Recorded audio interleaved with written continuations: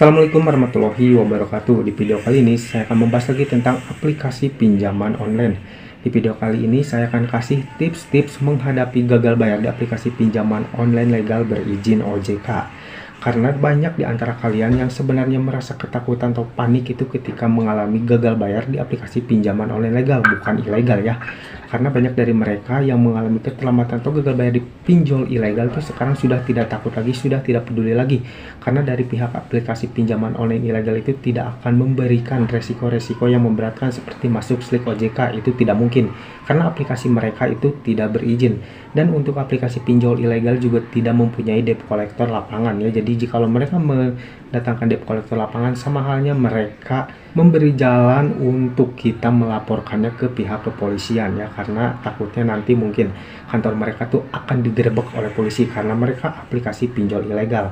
Nah, jadi di video kali ini saya akan kasih tips-tips bagaimana menghadapi ketika kalian gagal bayar di aplikasi pinjaman online legal. Yang pertama adalah persiapkan mental.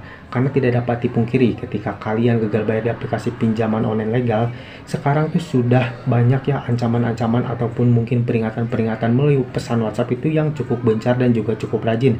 Sehingga hal tersebut bisa membuat nasabah tersebut yang mengalami gagal bayar itu merasa down dan panik ya.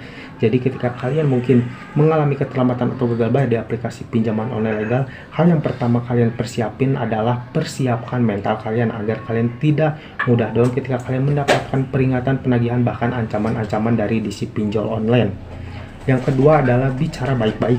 Ketika ada penagih yang menghubungi kalian atau mungkin debt collector lapangan yang datang ke rumah kalian, alangkah baiknya kalian berbicara baik-baik dan berbicara apa adanya. Jangan ada yang ditutup-tutupi ya. Kalian berbicara apa adanya ketika ada debt collector lapangan yang datang ke rumah atau mungkin ada di si pinjol yang menghubungi kalian melalui pesan WhatsApp. Yang selanjutnya adalah jangan menjanjikan sesuatu dan berbicara sesuai kondisi keuangan kalian.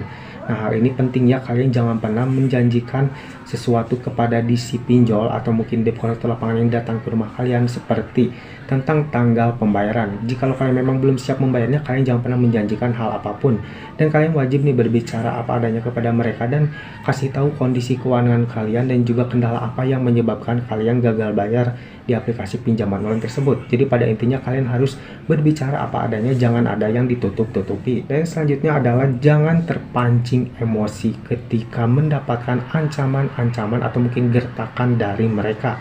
Karena jikalau kalian terpancing ketika kalian mungkin digertak oleh mereka atau mungkin ditakut-takuti, ini hal tersebut akan menyebabkan mungkin kalian itu merespon secara terus-menerus pesan dari mereka. Nah, ketika kalian merespon secara terus-menerus pesan WhatsApp dari mereka atau mungkin peringatan dari mereka, tentunya mereka akan memprioritaskan kalian ya dalam penagihannya. Karena seperti yang kalian ketahui ya, mereka akan memprioritaskan nasabah-nasabah yang memang merespon ketika mereka hubungi. Jadi kalian jangan terpancing emosi ketika kalian mendapatkan ancaman-ancaman atau mungkin gertakan-gertakan dari si pinjaman online. Yang selanjutnya adalah jangan memberikan apapun ketika si pinjol ngotot pengen sita barang kalian di rumah.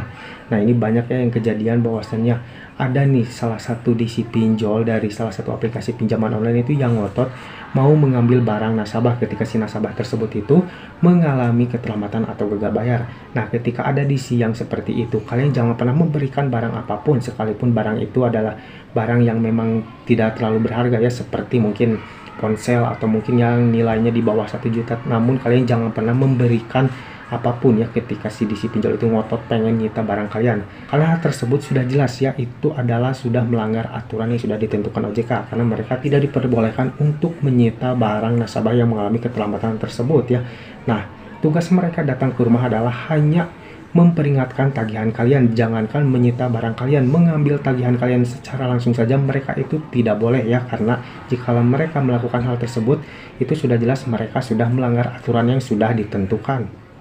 Nah, yang terakhir adalah jangan pernah mau diajak bertemu di luar rumah. Nah, kemarin-kemarin ada informasi yang masuk bahwasannya ada nih yang di WhatsApp oleh si pinjol dan mereka tuh mengajak bertemu di luar rumah dengan iming-imingnya tuh agar katanya si nasabah tersebut tuh tidak malu oleh tetangganya atau mungkin keluarganya. Jadi mereka inisiatif mengajak si nasabah tersebut itu untuk bertemu di luar. Namun kalian jangan pernah terjebak ya, bisa saja ini jebakan dari mereka. Jadi kalian jangan mudah terpancing, jangan mau begitu saja ketika ada di si pinjol yang mengajak kalian untuk bertemu di luar, karena takutnya nanti akan terjadi hal-hal yang tidak diinginkan ketika kalian bertemu di luar rumah ya. Beda lagi kalau mungkin si debt collector lapangan itu datang ke rumah kalian, mungkin ada hal-hal yang tidak mengenakan atau mungkin terjadi hal-hal yang tidak diinginkan, gampang kalian dekat dengan tetangga kalian, saudara kalian, jadi kalian bisa meminta bantuan ya. Jadi beda lagi kalau kalian bertemu di luar rumah, mungkin kalian akan kesulitan untuk meminta bantuan. Nah, itulah tadi tips-tips yang perlu kalian persiapkan ketika kalian mungkin mengalami keterlambatan atau gagal bayar di aplikasi pinjaman online legal berizin OJK. Nah, buat kalian yang mungkin sekarang punya tagihan di aplikasi pinjaman online legal dan mungkin sudah ada tanda-tanda mungkin kalian itu akan mengalami yang namanya gagal bayar karena mungkin keuangan kalian sekarang lagi sulit dan kalian pasti akan mengalami gagal bayar. Nah, buat kalian yang mungkin sudah terancam gagal bayar di aplikasi pinjaman online legal, kalian perlu lakukan hal-hal yang tadi saya bilang ya. Dan hal yang pertama yang perlu kalian lakukan adalah kuatin mental kalian. Karena jikalau kalian gagal bayar di aplikasi pinjaman online legal, pastinya kalian akan mendapatkan hal-hal di luar dugaan kalian, seperti mungkin ancaman atau mungkin juga spam telepon atau juga apalah itu yang mereka lakukan ketika mereka menghubungi kalian melalui media komunikasi ya, seperti WhatsApp, telepon, SMS, dan juga email. Jadi pada intinya kalian jangan mudah panik, kalian jangan mudah ketakutan ketika kalian mendapatkan peringatan-peringatan atau mungkin pengancaman-pengancaman dari DC pinjaman online. Semoga video ini bermanfaat buat kalian. Jangan lupa like dan juga share ke teman-teman kalian. Dan tetap dukung channel ini agar semakin berkembang dengan cara klik subscribe di bawah. Sampai jumpa di video selanjutnya. Assalamualaikum warahmatullahi wabarakatuh.